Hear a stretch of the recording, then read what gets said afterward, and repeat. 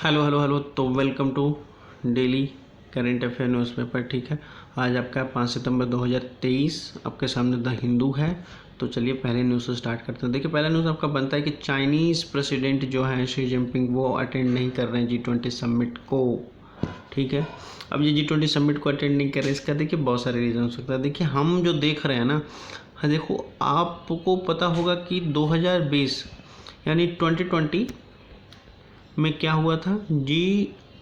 हमारा जब लॉकडाउन चल रहा था तब आपको देखने को मिला होगा कि हमारा और चाइना के बीच में स्टैंड ऑफ चल रहा था। इंडिया और चाइना के बीच में स्टैंड ऑफ चल रहा था और 20 जून को गलवान में हमला हो गया था, जिसमें हमारे कई जवान शहीद हो गए। तो उसके बाद हमारा वहाँ गलवान में स्टैंड ऑफ चल रहा है। और बात अभी तक की जाए तो अभी तक 19 राउंड की कमांडर मीटिंग हो चुकी है, जिसमें हाई लेवल पोस्ट के जो कमांडर होते हैं वो आपस में मीटिंग करते हैं, जिसकी 19 राउंड हो चुकी है मीटिंग, लेकिन कोई भी सॉल्यूशन नहीं देखने को मिला है।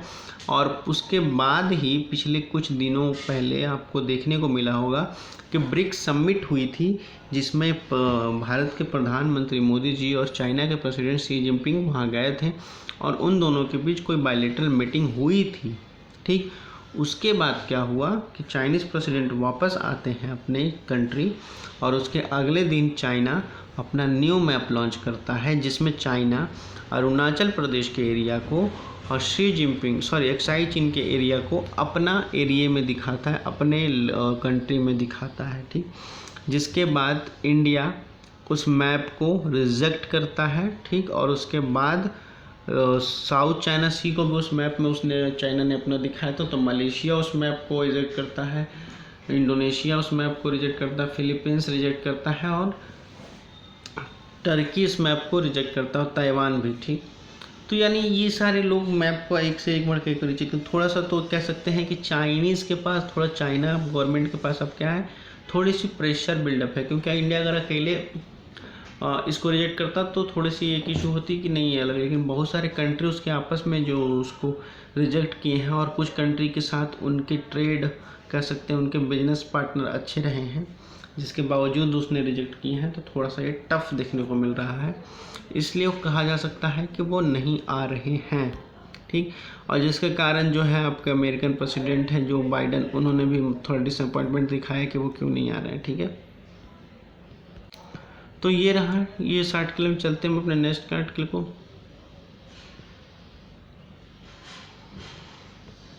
ऐसा आज कुछ है नहीं, कुछ खास न्यूज़ है नहीं, सिर्फ G20 को ही देखने को मिलेगा। जो कि G20 को देखने को मिल रहा है कि except essential no delivery service in new Delhi.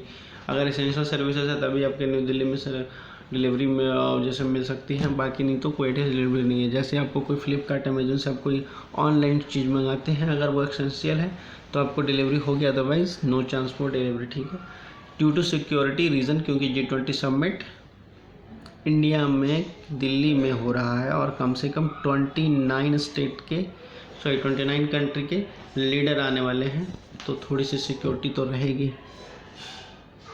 अब चलते हैं हम अपने नेक्स्ट आर्टिकल पर। नेक्स्ट आर्टिकल देखो आपका कहता क्या है।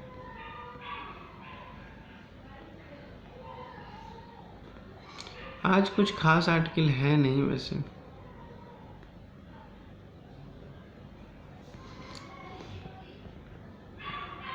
आज मैं भी थोड़ा लेट हूँ दोस्तों, क्योंकि मुझे भी अभी मैं टेस्ट देने जाऊँगा मेंस का, तो उसके लिए थोड़ा सा मुझे भी लेट हुआ। लेकिन मैंने कहा कि नहीं, जस्ट बी अ रेगुलर, तो मैंने आप लोग से इसे प्रॉमिस किया है, तो रेगुलर तो रहना पड़ेगा।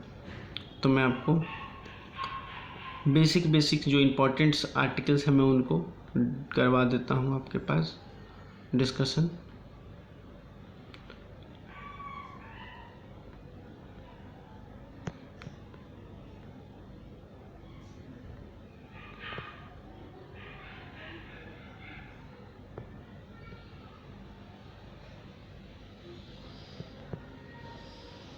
नहीं, आज तो सर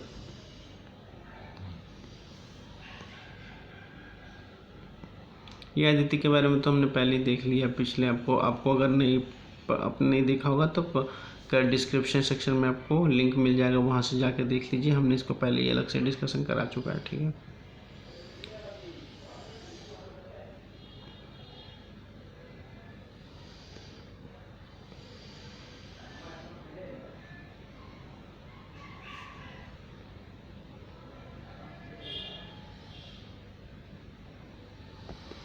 अब देखिए यहाँ जो एक इंपॉर्टेंट न्यूज़ बनता है, अब देखिए BJP target India leader over the Tamil Nadu minister remark. देखिए तमिलनाडु के जो आपका M.K. स्टालिन साहब हैं, उनके सुपुत्र हैं उन्होंने एक स्टेटमेंट दिया है पिछले ही दिनों, ठीक। उन्होंने कहा कि सनातन धर्म को ख़त्म कर देना चाहिए, ये एक बहुत ही ख़राब धर्म है, एक तरह से उनके वर्ड्स थे, ठीक है। तो उसके बाद क्या हुआ है, और जैसा कि M.K. स्टालिन साहब हैं, वो क्या हैं, इंडिया ग्रुप के, इंडिया अलायंस के मेंबर हैं, ठीक। यानी कांग्रेस के द्वारा जो बनाई गई अलायंस है इंडिया, उसके मेंबर हैं, ठीक। और उनके बेटे ने ये बात ऑन प्रेस कॉन्फ्रेंस में कहा है, जिसके बाद बीजेपी टारगेट करना शुरू कर चुकी है इंडिया ग्रुप को, जिसमें उन्होंने कहा है कि वो मिनिस्टर रिमार्क को बता रहे हैं कि तमिलनाडु के जो मिनिस्टर हैं उनके रिमार्क को, ठीक है।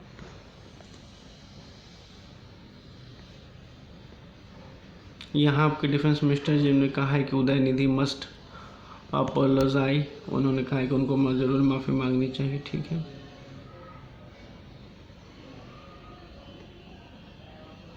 अब देखिए जो घोसी में चुनाव हुआ है आपका, हाल ही में बाईपोल सिलेक्शन देखने को मिला है, घोसी जो आपके उत्तर प्रदेश में है, वहाँ नोटा जो है नन ऑफ द अबव, उसमें आपको बहुत ज़्यादा वोट, मतलब ये कह सकते हैं कि बहुत ज़्यादा वोट मिले हैं।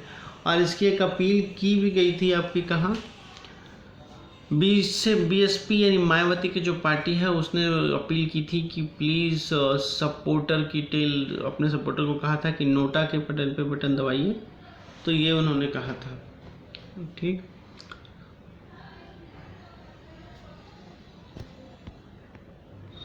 उसके बाद देखिए कांग्रेस का स्टेटमेंट आ गया। कांग्रेस ने अपना कहा है कि pay equal respect to all religion से कांग्रेस ने अपना स्पष्टीकरण जवाबदेही जाहिर कर दिया। उन्होंने कहा है कि हम सब रिलीजन को एक समान नज़र से देखते हैं और एक इक्वल रिस्पेक्ट देते हैं, ये कांग्रेस ने कहा है। यानी कांग्रेस ने अपने आप को उस M.K. स्टालिन के सन जो उदयनिधि हैं, उनसे उनको अपने आप को अलग कर लिया है, ठीक है। तो आज इस न्यूज़ को यहीं तक रखते हैं। वीडियो अच्छी लगे तो लाइक एंड सब्सक्राइब कर लेगा, पढ़ते लिखते रहिएगा, धन्यवाद। और प्लीज़ सब्सक्राइब कर लीजिए। Thank you all.